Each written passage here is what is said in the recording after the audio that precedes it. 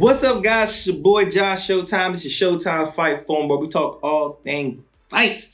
Let's get right into the nitty gritty, y'all. Look, it's almost the end of the year. All right, we in November now. All right, we got one more pay-per-view after this, and your boy's gonna win on finish on top, unless I think even if I bomb the next pay-per-views, I still think I have a winning record. So once again, man, if you have won any kind of money, man, make sure you cash at me at Showtime Sanders, make little brother bread, a little bit of money, I'll take it, okay? But today we're gonna talk about UFC 294. All right, now, this card was supposed to be a really big card, obviously. It's supposed to be John Jones versus Stipe Miocic in New York, Madison Square Garden.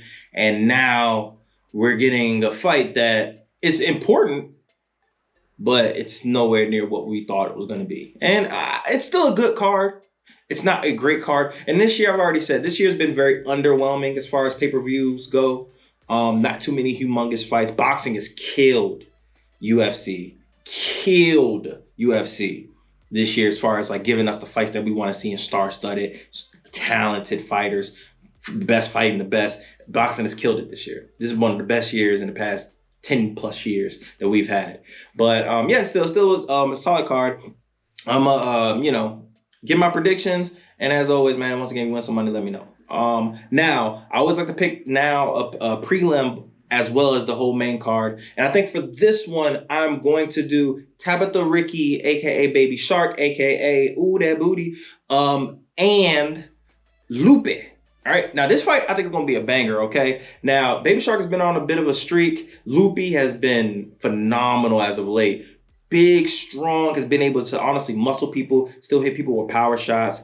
Baby Shark is a very good grappler, as well as a decent striker as well. These are going to be two well-rounded fighters fighting on, and honestly, it should be a prelim main, in my opinion, but it's not. It is what it is.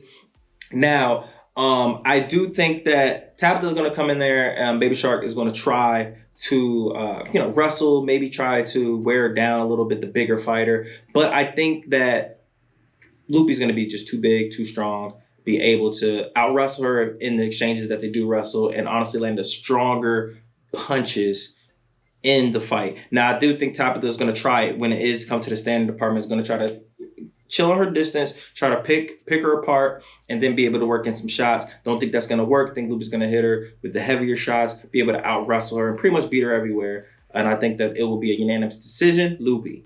All right, now, let's get into this main card, all right? Once again, let's right into the nitty-gritty, okay? Now, we got Diego Lopez, and he's going to fight Pat Sabian.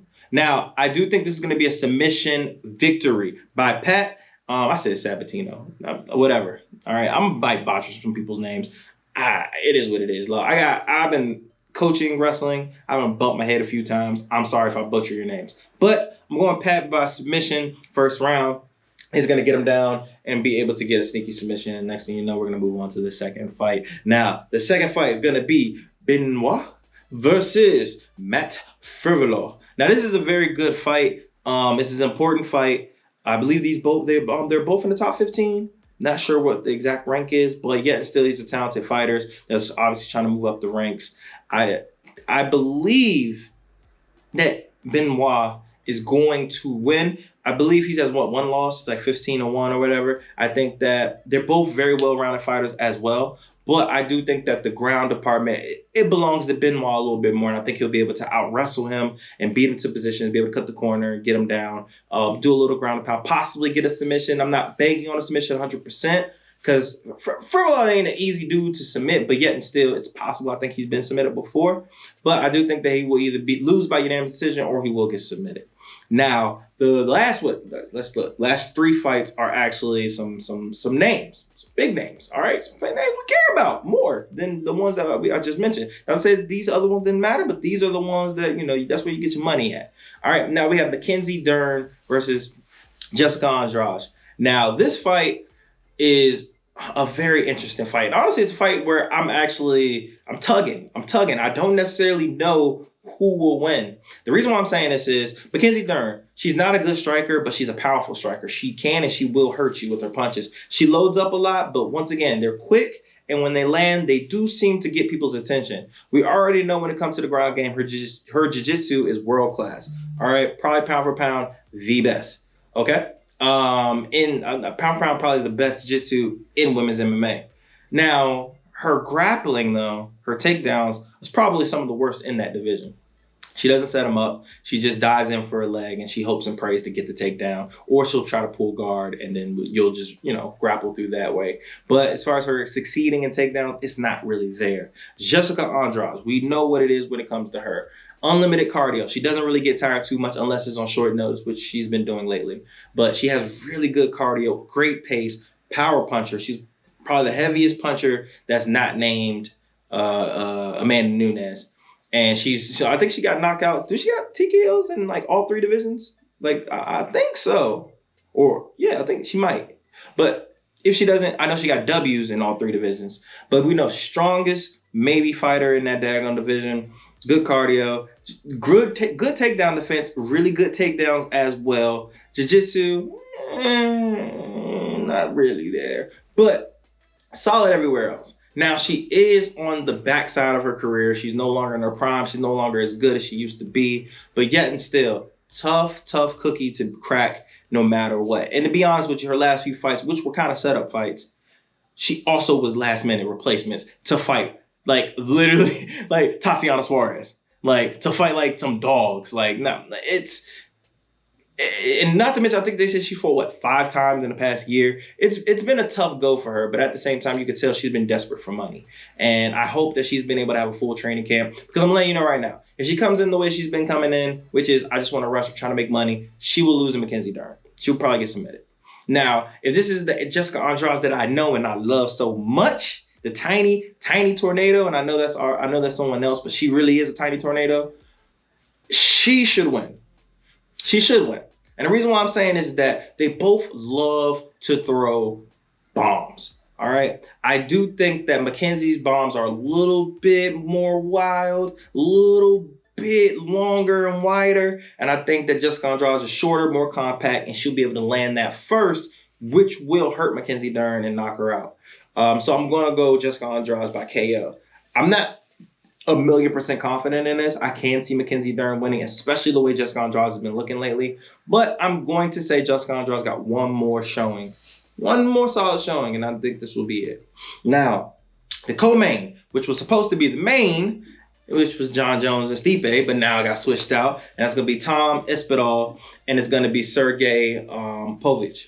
Now, I think it's a great fight, and realistically, it's probably a better fight than the Jon Jones and Stipe. And the reason why I'm saying that is Stipe hasn't fought in like 4 years. He's 40 years old. Jon Jones, he's not active at all. Yes, his last fight was freaking Sergey, and we already know that fight lasted 2 minutes. So when the last time he's really fought, we really don't know what Jon Jones even looked like. These two guys are active. They've been on their win-to-loss ratio in their past like 7 to 8 fights have been outstanding. I think Sergey has been I think he has 6 finishes in a row, 6 knockouts. And then Tom Espol, granted he lost to Blades, but we know that was a freak accident. It is what it is. But outside of that, man, he's on like a 10-fight win streak. Like it's a very good fight. Both guys are pretty decently well-rounded, but both guys are stand-up guys and they like to strike. Thomas Espol, I think he has the advantage when it comes to the speed, and I think Sergey has the technique advantage. I think youth goes with goes with Espol. I'm not 100% sure, but if I had to guess, I think that he's the younger of the two.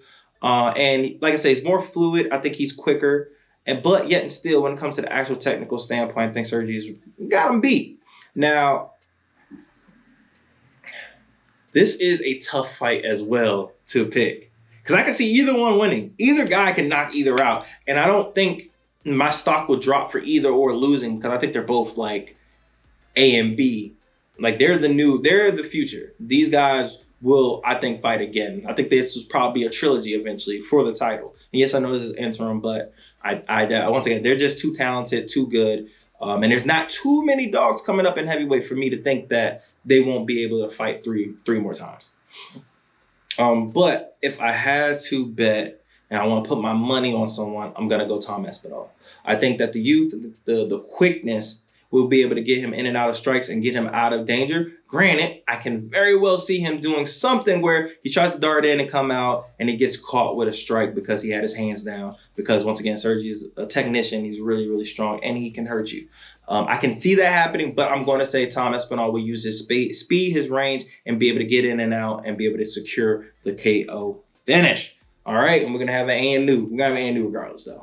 Now, the last fight that really shouldn't be the main event, but it is, so we got to accept it, is going to be Espol versus Jiri. And I'm not going to say his last name because I butcher it every single time, and I don't want to disrespect this man because he's the former light heavyweight champion. Some will say the real light heavyweight champion.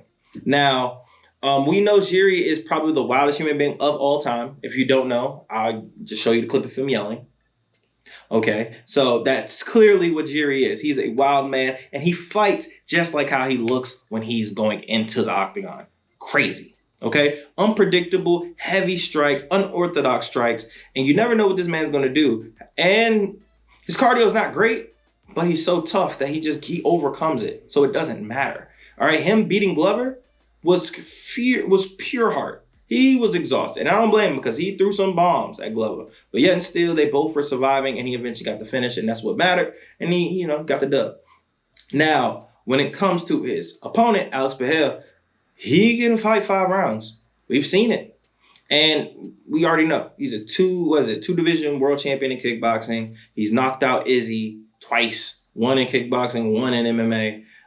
He carries that left hand, and that's like a dynamite shot that nobody can really eat. And we just saw him beat Jan, who in a stand-up battle, which isn't an easy task. So it's gonna be tough for Jiri. Simple and plain. Jiri likes to strike. That is his thing. But he's fighting a guy that is a way better striker than he is. Technically, he's better. Like accomplishment-wise, he's better. Like power-wise, he's probably still better. So it's a hard fight for Jiri to win. He is not a great wrestler. He doesn't use his wrestling too much. And I think that will wear on his gas even more, especially with his unorthodox style. His best bet is that Jiri keeps his hands down like he normally does and he catches him with something wild and then the fight's over. That's, in my opinion, Jiri's only shot of winning this fight. And it's crazy. Espol might end up being a two-division world champion, but he will be nowhere near a pound-for-pound all-time list, like not even close, because he's just so limited skill-wise. Like we know what he can't do, but yet still he's talented in one specific area, and right now that style is honestly favorable in a couple divisions. So I think that this will be an new, and we're gonna get Espol as the world champion in the 205 division, and I would love to see him. Honestly, he got a few fights at that division that I would love to see Espol in. And not Ankalaev, because I think that he would get washed absolutely with that. But Jamal Hill would be fun. And then there's a few other fights that would be fun at 205. But, that's my prediction. That's how I see the fight going. Let me know what y'all think as always, and I hope y'all enjoy the fights. And if you paid all that money in New York to see Jon Jones and Stipe and get your money back, I feel for you. But it didn't happen to me, so I'm happy. All right, so go ahead.